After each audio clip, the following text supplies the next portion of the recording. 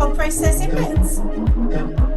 Alright everyone, let's get started. So for starting here, I'm going to be actually doing a heat transfer method. It's definitely much easier when we're making our embeds. So as I'm talking, I'll just be popping it all in and you'll see exactly what I'm doing. To the side, which you can't see on the camera, I've already sanitized my equipment that I'm going to be using. That is really important, obviously. So for each batch, I only do 150 gram batch for embeds because obviously you're not going to use a massive amount, and then you can split it into tiny colours if you have really little embeds and so on. But for today, I'm going to actually be doing some Oreo cookies, and then I will also be using a Wilton's chocolate mould as well. The one thing that there is a bit of a trick to doing embeds. A lot of people think it has to be silicone because you can't get it out of the mould. That's actually not true. If you use even a plastic cheap $1 or $2 mould, a really cheap one, you can still do it. The only difference is once I do my cold process, so I'll let it sit for about 12 hours. Then after that, I pop it in the freezer, and then once it's in the freezer, it will literally just pop out straight away. And as I'm going through the end of the video, I will show you how I actually do that. So yeah, it's not as hard as you think. It really isn't. So let's get started on this bit here, and yeah, and then we'll go from there. So I've got all my scales. So we'll just turn the scale on. And for this, I'm going to be using 41 grams of distilled water. I'm in Australia, so we will be going off grams. Do make sure that you're getting it exactly right. So 42, close enough.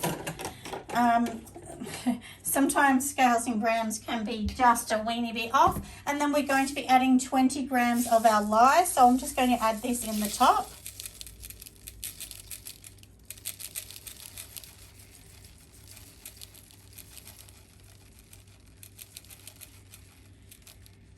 Do make sure that you're right with the lye. You do not want to add too much lye at all. That would be absolutely disastrous. So yeah, definitely make sure the lye is perfect.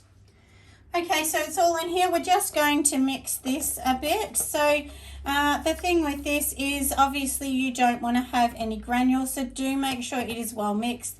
And do remember it is hydroxide, so you do need to wear gloves.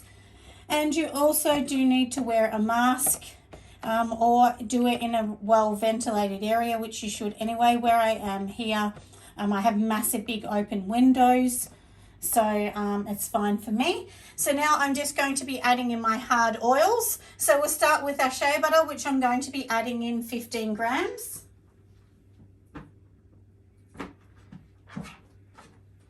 I'm actually just getting it out of the bucket as we go along here. So let me just tear out my scale again.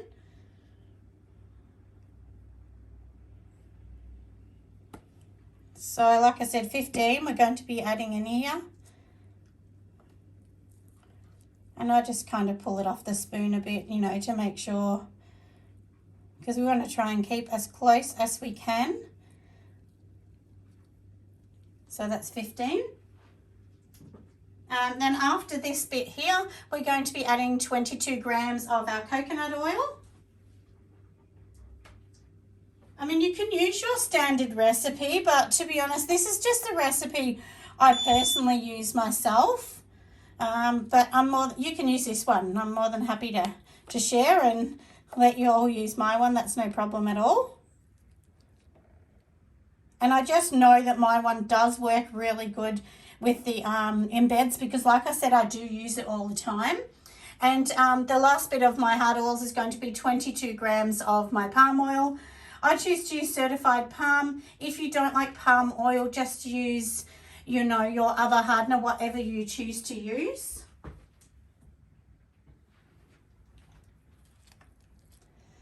So we're just going to add 22 in this, which will bring this to 44. But don't worry too much about the recipe because I will actually be sharing it with you anyway. So, so don't worry about that. I will pop the recipe down the bottom. And so all we're going to do now is I'll just bring you a bit closer. Hopefully you can see that. So we're just going to mix it in I had pink dye on one of the spoons, unfortunately, which was sitting in a tiny weeny baby bucket. So usually this would be cream, obviously not the pink, so that is what the pink is. It's actually a mica, but that's fine because I'm going to be using a corally pink anyway. So this was the one I was just using earlier before I was doing this.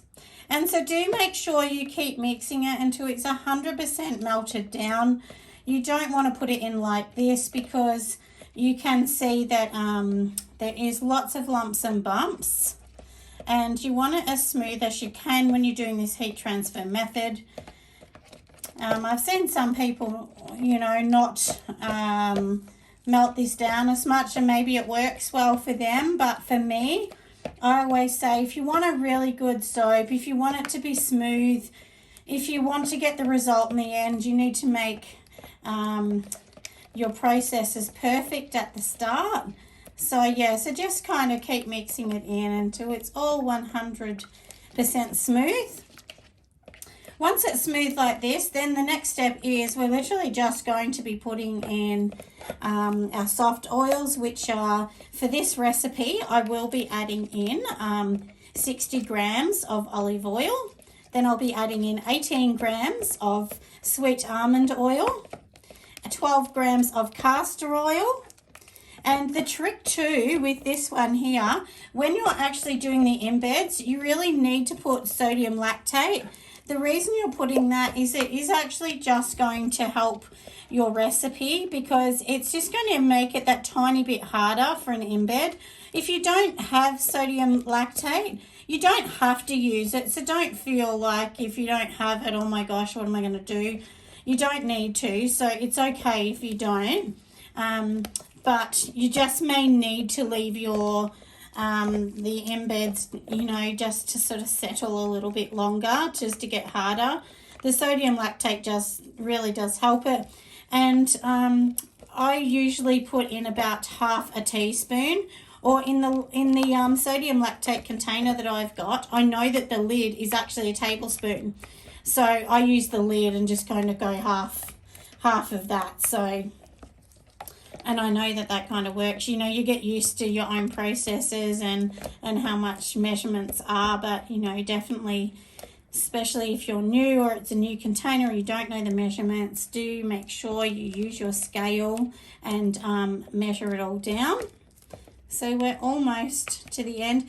This process too of, you know, the heat transfer method with this small amount won't take long, maybe about 5 minutes to, you know, keep mixing it and getting every single lump and bump out to make it perfect. If there's a tiny little lump, don't worry too much because, you know, we are going to be using the blender anyway, so the blender will kind of cut it down. But for your own benefit, I just say just, you know, just try and get them all out at the start. Okay, so now we're going to be going into putting in our other oils. Like I said before, definitely your olive oils and so on, but once again, I will give you the recipe, I promise, down the bottom.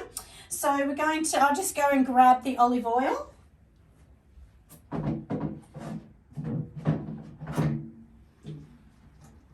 So I'm going to be adding 60 grams of this beautiful olive to this.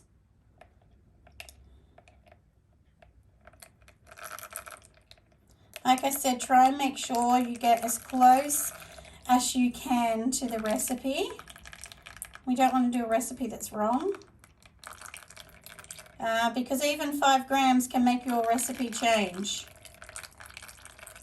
And you should still put it through soap calc as well, even if you find a recipe online, because, you know, I mean, I'm pretty sure that mine's right, but, you know, you never know. Someone could make a mistake when they're typing it out into the bottom. So, you know, just try and pop it all back through and get used to doing that. So, all right, so we've got our 60 grams at the start. Then I'm going to be putting my 18 grams of sweet almond oil.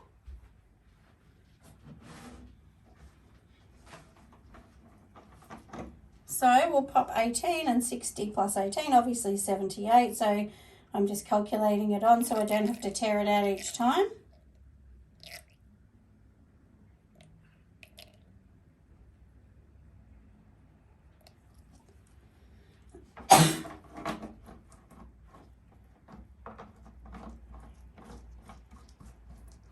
right, so now I'm just going to grab my castor oil, which is 12 grams.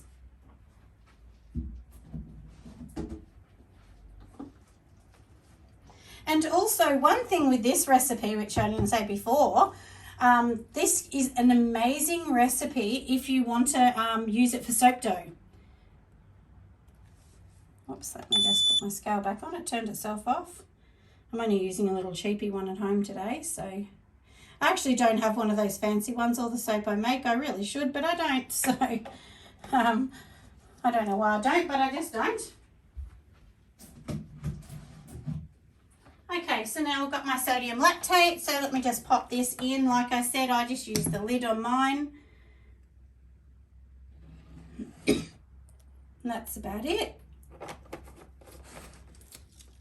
So from here, we've got everything combined. I just give it a little stir, get it off the edges. We can remove the scale. We actually don't need that now. So I'll pop this to the side. Oops. And so now, like I said, mix this up. If you want to put a fragrance, you can. It is not vital. And for me, what I actually do is I pre-make them. So these ones here are all like pre-made. These little ones here also pre-made in cold process.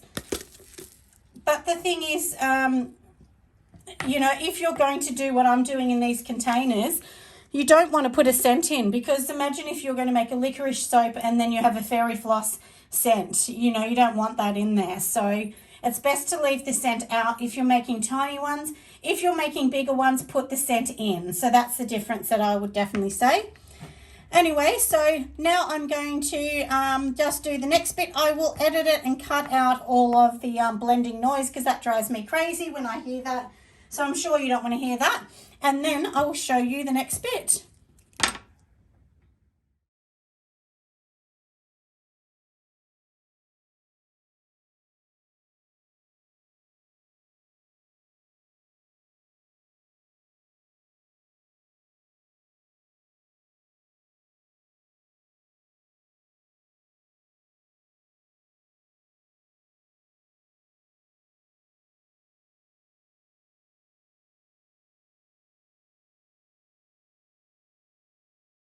All right, so I've got my containers. I've actually got another one here as well that I've already like pre-done. So I'm just going to pop a tiny bit into this one here, and then I'm going to be popping in 2 colors. So I'm going to use this gorgeous one from Sud Off, which is a beautiful teal. So we'll just pop a little bit in that. And then of course I'm going to be using another one. That's why I split it, so I can use 2 colors. And then I'll use this gorgeous chameleon coral as well, also from Sud Off. I really keep with companies that I know and love. If I love something, I just stick with that, because, you know, it's better to stick with something you know, isn't it? So anyway, we'll just mix this in by hand. Look, you could beat it in if you want, but look, honestly, I don't see a need, because like I said, this is an embed. This is not in the main of the soap. And then we just mix it all through. And you can see it's looking beautiful, this colour. And then we'll just mix in this green. And with the heat transfer method, you know, it does set up faster. So if you don't want to use the heat transfer method, you don't have to. You can use it the opposite way, you know, heat your oils down, let them cool at room temperature, and let your lye cool at room temperature as well. But for the purposes of doing these kind of things, I never do that, because it just takes so long, and in Embed you want to just get it done and move on, you know. So anyway, we'll move these to the side, and now I'm going to just get these. So these are the molds I'm going to be using. Like I said, this is a Wilton's plastic one. It's like tiny baby donuts. So all I'm going to be doing on this one here, of course me having to put my fingers on the background, but all I'm going to be doing is just sitting it down and pouring in how I, you know, what I want. So in the top of it, I'm just going to be pouring a little bit to look like icing around the top. Doesn't need to be perfect, because we are going to be adding another colour in a minute. If I wanted to be like more defined with this, honestly, I would be putting this in a small jug, but oh gosh, but for today, no. So now that I said that, I'm making a mess, aren't I? Usually I don't use this big jug, but anyway, like I said, for today I'm doing it this way. And then, of course, I'm just going to fill the rest up.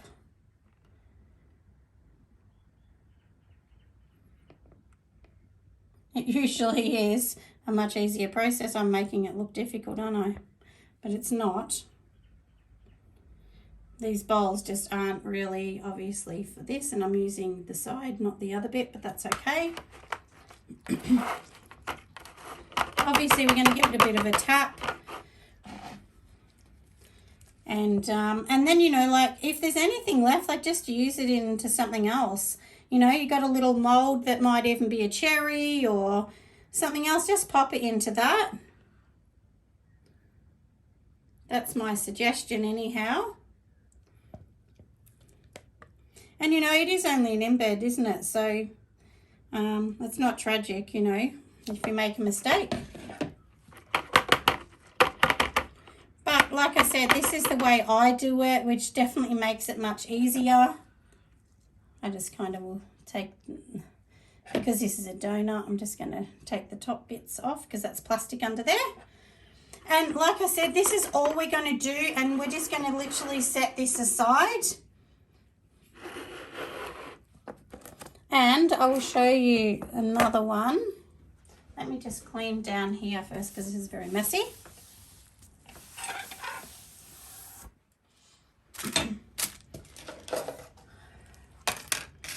Hopefully, I'm going to just zoom you down a bit. All right, so in here, these are just my embeds, and let's just pop them in the mould.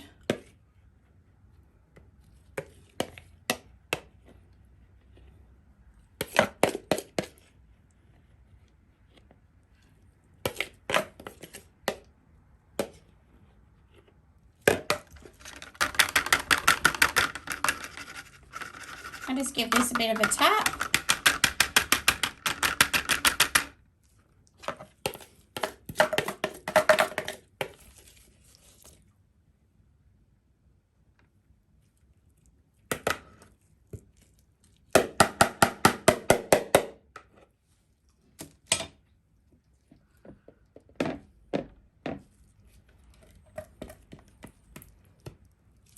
And we'll just fill all these ones up because these are going to be like our little kind of Oreo type cookies. And you know, that's the thing too, you don't have to do them a boring color, you can make them colorful. Try and think outside the box. Just remember, you know, you don't have to do them exactly as the real cookie would be.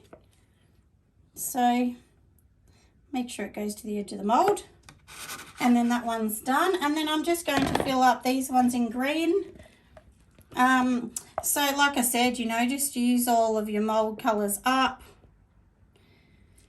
And I will show you one I've already pre-done. But then, like I said, I am going to show you my process after this on how I pop it in the freezer.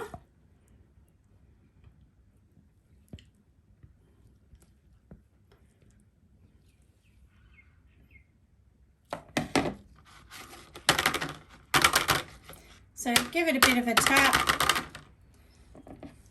you know, just push it to the edge. If you don't, anything that you've done extra, you can clean that up. So don't worry about that. If you go over the edge or anything, I always say I'm always a messy soaper, you know, but soaping isn't neat, is it? So not until we get to the end and it looks all beautiful. Anyway, so you can see now, so I've done that bit. So if you look at the ones that I've actually done here, so that very small mix has actually made 3, 6, 9, 12, 13, 14, 15, 16, 17, 18, 19, 20. So it's actually made 20 of these tiny little ones that you can see here.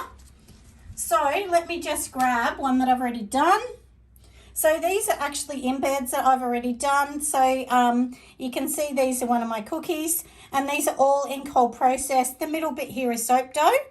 But like I said, all you need to do is use this exact recipe for your soap dough, except for leave the sodium lactate out. So that's really important to leave that out because you want the soap dough to be a little bit more squishy. And then you just wrap it in Glad wrap and leave it there for 5 days, and then all you're going to do is rub it into your hands to make it soft. I'll actually grab some soap dough now so I can show you exactly how I do it.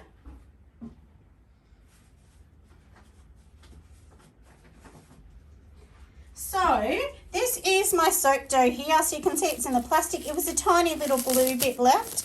And the main thing is you want no air to get to it. Once the air gets, it hardens. So if you can see, like I'm squeezing that, can you see how squishy it is?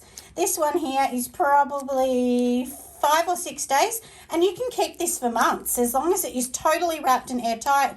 And so we'll pull this bit off. So if I was to make a little circle, you just literally rub it in your fingers, and you can see you can mold whatever you like, squish it however you like, and that's how the soap dough is going to work. So it's really, really easy. So hopefully that has helped you a little bit today for the soap dough. So we're going to let these ones set. I will bring you back later and show you exactly how I do it and pop it in the freezer. Oh, let's get them out of the freezer, hey? So they've been sitting in here about 2 hours. So I'm just going to pop them out. I'm sure you can see the steam off the freezer, how cold it is. And then I'll bring it to my table and show you how I pop them out. Nice and easy. Okay, so I have actually brought out these ones to the table. As you just seen, I popped them out of the freezer. They've been in there for a couple of hours, so we'll just take them out of the molds. Once you take them out of the freezer, you do need to take them out of the molds pretty much straight away, because it is actually the coldness that sort of stops them sticking. So if you can see here already, if you can see these ones have like almost like an air bubble from the freezer. So anyway, I'll pop them out and you'll see how easy it is.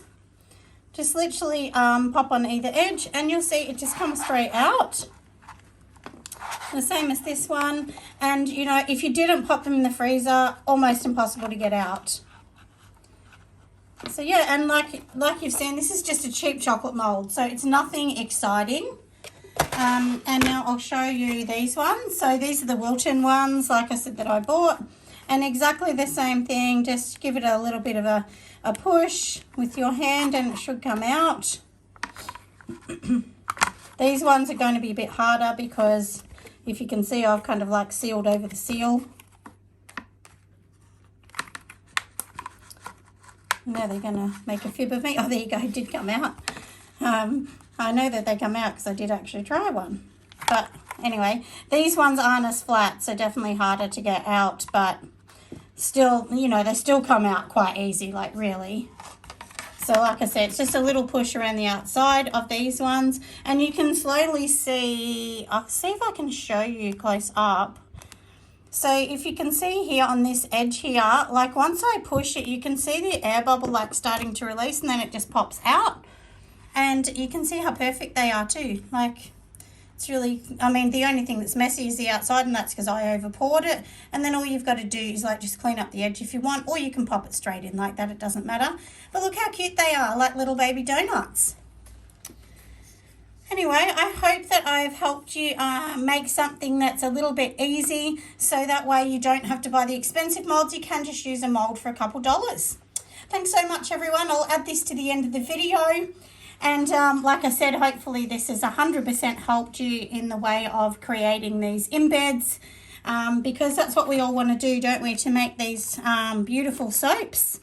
And, you know, it does take time to learn all these different things as well, but, you know, don't feel scared to have a go. Have a go at something cheap. If it doesn't work, it doesn't work. Just start with a small mold first. And with these as well, before you put them in there, you could have put hundreds and thousands or something on the inside and then molded it as well. That would have been something you could do. But anyway, they look gorgeous as anything now, and I'll get popping them all out, and I'll see you next time. Bye for now.